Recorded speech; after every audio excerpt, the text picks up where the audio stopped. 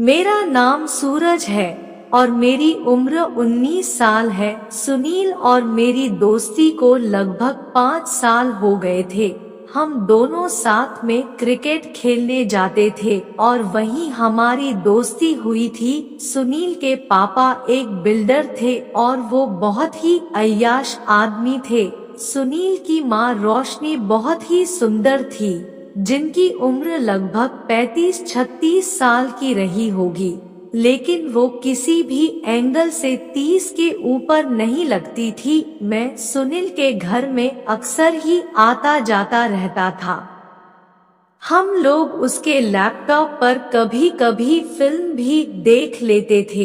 एक दिन मुझे सुनील से कुछ काम था, इसलिए मैं सुनील के घर गया। सुनील मेरे साथ 10 मिनट तक रहा, तभी उसकी महिला दोस्त साहिबा का फोन आ गया और वो अपनी दोस्त से मिलने के लिए निकल गया और मुझसे बोला कि तुम अपना काम कर लो, मैं कुछ समय में आता हूँ। साहिबा उसकी महिला मित्र थी और मुझे पता चल गया था कि वो जरूर उसकी लेने जा रहा था। फिर मैं सुनील के लैपटॉप पर काम करने लगा। सुनील ने मेरे सामने रोशनी आंटी को फोन किया कि मैं बाहर जा रहा हूँ, 1 घंटे बाद लौटूंगा।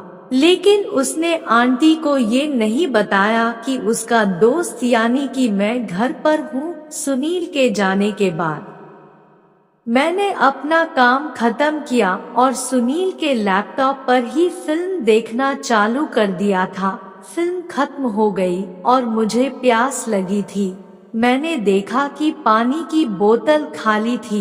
मैंने सोचा कि चलो मैं ही उठकर किचन के फ्रिज से पानी निकाल लाता हूँ। मैं किचन की तरफ चल दिया। मैं किचन के पास पहुँचने ही वाला था कि मेरे कान में आवाज आई। बाजू में ही रोशनी आंटी का कमरा था, तो मैं सोचने लगा कि क्या आंटी के रूम से आवाज आ रही है। मैंने खिड़की से झांक कर अंदर देखा तो मेरे हाथ से बोतल छूटने ही वाली थी। अंदर नगमा आंटी बैठी हुई थी और किसी से कुछ ऐसी वैसी बातें कर रही थी। ये सब देखकर मेरा तो 90 डिग्री पर हो गया। अब मेरे दिमाग में ख्याल आया कि चलो आज पता कर लिया जाए कि आंटी बात ही करती है या सच में इनके मन में कुछ और भी है। ये सब सोचने के बाद मेरे दिल में कुछ खुराफाती ख्याल आया और मैंने बोतल को जानबूझकर नीचे फेंक दी। बोतल की आवाज सुनने के बाद आंटी खड़ी हो गई। फिर मैंने देखा कि रोशनी आंटी बाहर आ गई, लाल रंग की साड़ी में।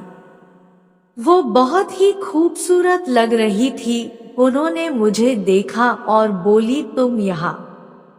मैं आंटी की आंख से आंख मिलाते हुए और एक हल्की सी नॉटी स्माइल देते हुए कहा कि जी हाँ आंटी, मैं तो 10 मिनट से ही आया हूँ। आंटी यह सुनकर हैरान सी हो गई। फिर उन्होंने मुझे रूम में ले जाते हुए बनावटी अंदाज कहा, देखो सुनील को कुछ मत बताना प्लीज, शायद उसे बहुत बुरा लगेगा। मैंने कहा मैं कुछ भी नहीं बताऊंगा, लेकिन मेरा क्या फायदा होगा। रोशनी आंटी मेरी बात समझ गई। फिर बहुत ही प्यार से मेरी आंखों में देखकर कहा कि मैं तुमको 1000 रुपए दूंगी। मैंने कहा नहीं आंटी, पैसे लेने की कोई इच्छा नहीं है, मुझे तो वो सब चाहिए। आंटी मेरी बात से पहले तो चौंक गई, फिर इतराते हुए बोली, किसी ने देख लिया तो डॉट। मैंने कहा आंटी अंकल तो रात से पहले आते नहीं हैं, सुनील को मैं देख लूंगा।